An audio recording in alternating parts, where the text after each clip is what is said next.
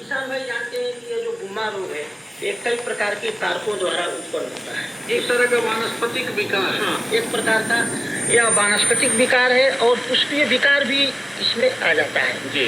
तो इसके नियंत्रण के लिए हमें जो सबसे पहले ध्यान देना है वो ये है कि रोगग्रस्त पौधे को नष्ट कर दें। खासतौर से जो नर्सरी के छोटे पौधे हैं हाँ। उनके जो गुम्मा रोग या जो गुम्मा के लक्षण दिखते हैं उसका जो शीर्ष भाग बंच बन जाता है हाँ, उसको नष्ट कर दें।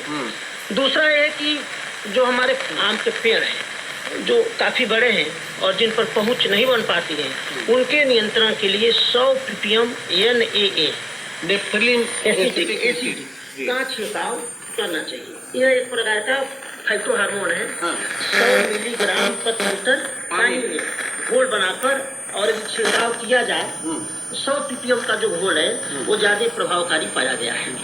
एक तो ये देखना चाहिए। दूसरा ये कि यदि कोई पेड़ है और जिसपे गुम्मा जहाँ लगा है वो हमारे पहुंच में है तो उस शाखा को भी काट देना चाहिए। अच्छा। शाखा काटते समय विशेष ध्यान देना चाहिए कि कम से कम 15-20 सेंटीमीटर नीचे से काटना चाहिए। यानी हरा भाग भी कट जाए। हाँ, उसमें हरा भाग कम से कम 15 से 20 सेंटीमीटर नीचे से। यदि उसका अंश छूट गया तो फिर वहाँ गुम्मा रोग बढ़ने के अवसर आते हैं। जी।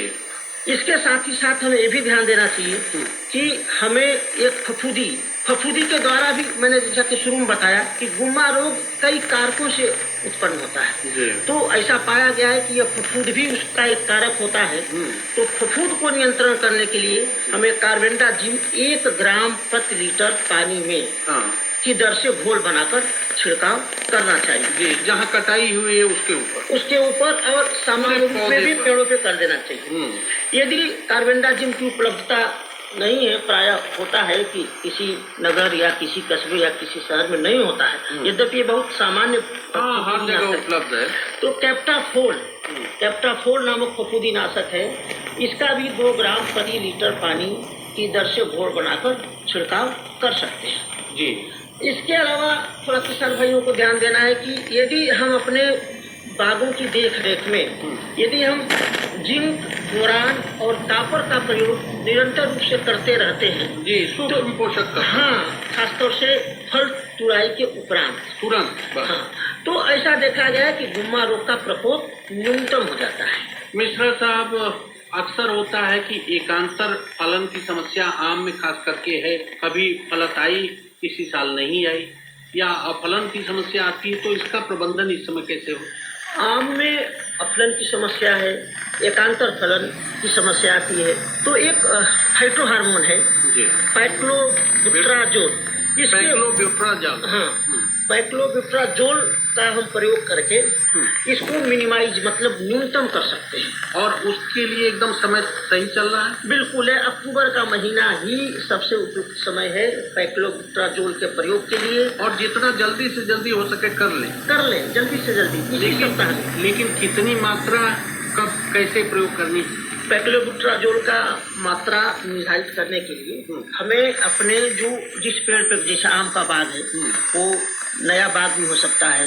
नया बाग का मतलब कि वो 5 साल का भी हो सकता है, 10 साल का, 25 साल का। तो इसकी मात्रा हम तय करने में देखते हैं कि जो उसकी छाया है, कैनोपी का विस्तार है, तो प्रति डायमीटर मतलब कैनोपी का जो डायमीटर है व्यास है तो प्रति व्यास मीटर 1 ग्राम। अच्छा, 1 मीटर व्यास का 1 ग्राम दवाई। 1 ग्राम दवा। यदि हमारे पौधे की कैनोपी का या छत्रक का विकास 4 मीटर का है तो 4 ग्राम दवा 1 लीटर पानी में घोल बनाकर मुख्य तने के चारों तरफ खाई बना लें 20 से 25 सेंटीमीटर गहरा और उसमें उसका प्रयोग करते हैं। और यदि नमी न हो तो हल्की नमी उसमें मेंटेन कर देते हैं। आम में एक बहुत बड़ी समस्या आजकल डाईबैक की है, पश्चिमारी रोग की। ये जो डाईबैक की रोग है ये केवल आम ही नहीं है, आम में, अमरूद में, आंवले में देखा जाता है। जी। ये क्या होता है कि जो विकासशील टहनियां हैं वो ऊपर से सूखने लगती हैं। इनके नियंत्रण का सबसे बढ़िया तरीका है कि 15 से 20 सेंटीमीटर प्रभावित शाखा को काट दें हाँ। और उस पर कॉपर ऑक्सीक्लोराइड या गाय के ताजे गोबर का लेपन कर दें। मिश्रा साहब, जहां आंवले की बागवानी है उसमें सामयिक प्रबंधन में इस समय क्या करें किसान भाई? किसान भाई या बागवान भाई थोड़ा ध्यान रखें। आंवला में मुख्य रूप से इस समय ध्यान देने की ये बात है कि खरा रोग लगता है। हाँ। खरा रोग में फल पर दाग आ जाता है, उसका बाजार भाव गिर जाता है। हाँ। इसके नियंत्रण के लिए सितंबर माह से ही 3 बार 15-15 दिन के अंतराल पर मैंकोजेब नाम के फफूंदीनाशक का छिड़काव किया जाता है। जी। जो बागवान भाई पिछले 2 छिड़काव कर चुके हैं वो भी, और जो न की हो वो भी पुनः एक बार मात्रा इसकी 2 ग्राम प्रति लीटर के हिसाब से घोल बनाकर छिड़काव करते हैं। और जहां नींबू के बाग हैं वहां सामयिक प्रबंधन? नींबू के बाग में मुख्य रूप से कैंकर पर ध्यान इस समय देने की जरूरत है। कैंकर से क्या होता है कि जैसा कि इसको बोला गया, नींबू का कोढ़, नींबू का जो फल है वो बदरंग हो जाता है, उस पर खुरदुरे आ जाते हैं। इनके नियंत्रण के लिए वही करना है कि कटे भाग को निकाल कर दफना देना है और कॉपर ऑक्सीक्लोराइड 3 ग्राम प्रति लीटर पानी में घोल बनाकर उसका प्रयोग कर दें। साथ ही साथ यदि हम स्ट्रेप्टोसाइक्लिन एक प्रकार का एक जीवाणुनाशक है, इसका यदि हम 100 ppm का घोल यानी 1 ग्राम स्ट्रेप्टोसाइक्लिन 10 लीटर पानी में, हाँ। किसान भाई इस पर विशेष ध्यान दें, क्योंकि यदि मात्रा में गड़बड़ी हुई तो हाँ फसल का नुकसान हो जाएगा। हाँ। तो 1 ग्राम 10 लीटर पानी में घोल बनाकर छिड़काव करें तो कैंकर पर नियंत्रण पाया जाता है। जहाँ पपीते की बागवानी है वहाँ? पपीते में मुख्य रूप से उसके पत्तियों पे धब्बे आ जाते हैं जी। और इनके नियंत्रण के लिए बोल्डोमीटर का छिड़काव, उसका जो अनुपात है 5:50, अर्थात 5 ग्राम कॉपर सल्फेट, 5 ग्राम बुझा हुआ चूना और 50 लीटर पानी, इस अनुपात तैयार हो जाता है। इस अनुपात में हम बोल्डोमीटर तैयार करके यदि प्रयोग करें तो वो रोग पपीते का नियंत्रित हो जाता है।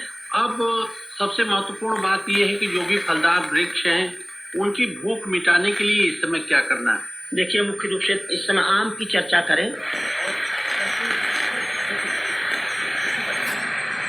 आह्वान करना चाहते हैं बागवान भाइयों बहनों का बागों में सामयिक कार्य के बारे में मिश्रा साहब।